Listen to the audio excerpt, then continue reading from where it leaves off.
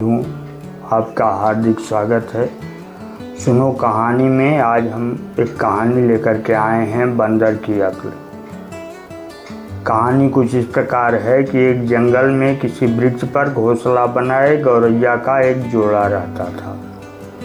वर्षा के दिनों में एक बार जमकर पानी बरसने लगा। उसी समय एक बंदर पानी से भीगकर ठंड के मारे कांपता हुआ उस वृक्ष के नीचे आया। उसकी यह हाल देखकर गौरैया की पत्नी ने कहा, अरे भाई, तुम तो मनुष्य जैसे ही लगते हो, फिर इस ठंड में क्यों मर रहे हो? क्यों कहीं छप्पर का प्रबंध नहीं करते, अर्थात घोंसला क्यों नहीं बना लेते? भगवान ने तो तुम्हें 2 हाथ भी दिए हैं। उसकी बात सुनकर बंदर को क्रोध आ गया। वह आंखें लाल करता हुआ बोला, अरे तू मेरी हंसी उड़ा रही है? अपने घोंसले पर बड़ा घमंड है तुझे, अभी बताता हूँ।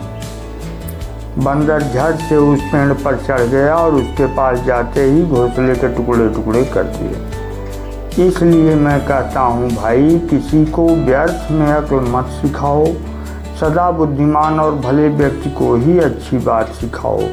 नहीं तो कुबुद्धि नामक पुत्र के व्यर्थ कार्य करने से उसका पिता धुएं से जैसे मर गया, वही हालत भोगनी पड़ेगी। तो दमनक ने पूछा, कैसे थी वह कथा? वह कथा क्या है, यानी वह कहानी कैसे थी?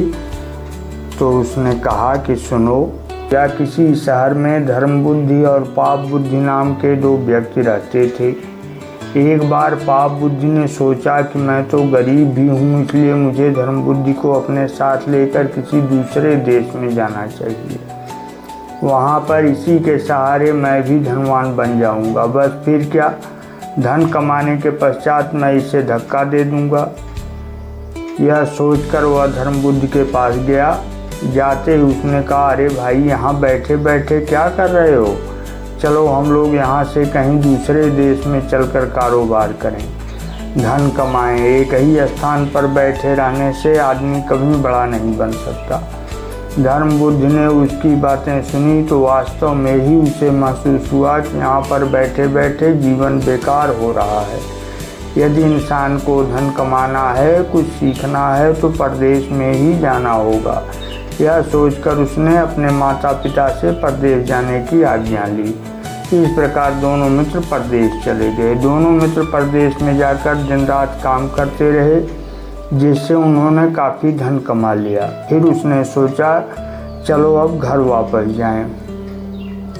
तब दोनों वापस चल पड़े। यह सारा धन घर ले जाना ठीक नहीं है, क्योंकि धन को देखते ही रिश्तेदार मित्र आदि उधार मांगने लगते हैं।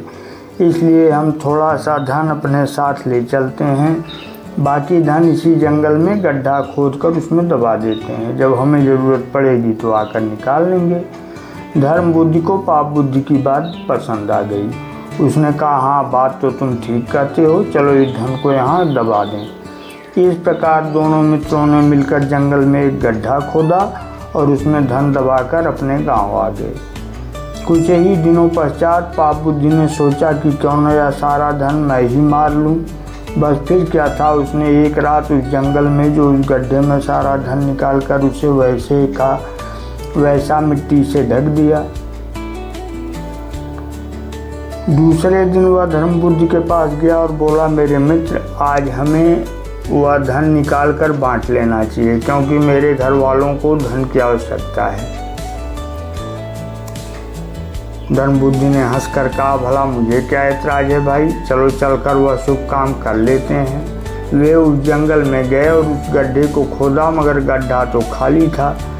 किंतु पाप बुद्धि तो बड़ा ही होशियार था। उसने झट से कहा, देखो भाई धर्म बुद्धि, यह धन तुम ही निकाल कर ले गए हो। तुम्हारे बिना इस धन का किसी को पता नहीं था। धर्म बुद्धि बेचारा निर्दोष था। वह क्रोध से भरा हुआ बोला, नहीं, यह झूठ है, मैं चोर नहीं, मैंने तो जीवन में कभी झूठ भी नहीं बोला है, कभी चोरी नहीं की है। इस प्रकार दोनों में झगड़ा बढ़ गया। बात न्याय के लिए पंचायत में पहुंची। फैसले के लिए गवाह की ज़रूरत पड़ी तो उस वृक्ष को गवाही के लिए चुना गया जिसके नीचे धन दबाया गया था। पंच ने यही निर्णय दिया कि सुबह होते ही हम सब उस वृक्ष के पास चलेंगे वह यह बताएगा कि दोनों में से चोर कौन है। पाप बुद्धि के मन में तो चोर था ही। उसने घर जाकर अपने पिता को सारी बात बताई। दोनों बाप बेटों ने मिलकर फैसला किया कि पिता उस वृक्ष के पास एक गड्ढे में छिपकर बैठ जाएगा कि चोर कौन है, तब झट से बोल देगा धर्म बुद्धि।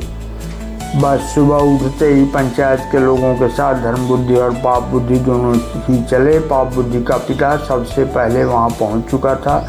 जाते ही पंच ने वृक्ष की ओर देखकर पूछा, हे देव, तुम ही बताओ, इन दोनों में से चोर कौन है, पाप बुद्धि अथवा धर्म बुद्धि। वृक्ष ने तो क्या बोलना था। पाप बुद्धि के पिता ने वृक्ष की जड़ वाले गड्ढे में बैठे झट कह दिया, धर्म बुद्धि चोर है।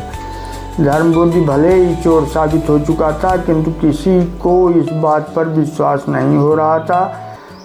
स्वयं धर्म बुद्धि हैरान था कि आखिर यह कहानी क्या है। फिर उसकी तीव्र बुद्धि ने काम किया। उसने वृक्ष के चारों ओर सूखी लकड़ियां इकट्ठी करके उसमें आग लगा दी। जैसे ही आग लगी, पाप बुद्धि का पिता आग में झुलसा हुआ गड्ढे में से बाहर निकला।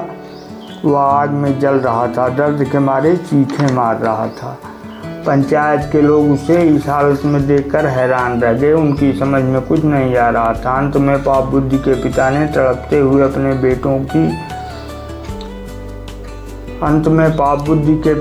तड़पते हुए अपने बेटे की चोरी की सारी बात बता दी और स्वयं उसी समय मर गया।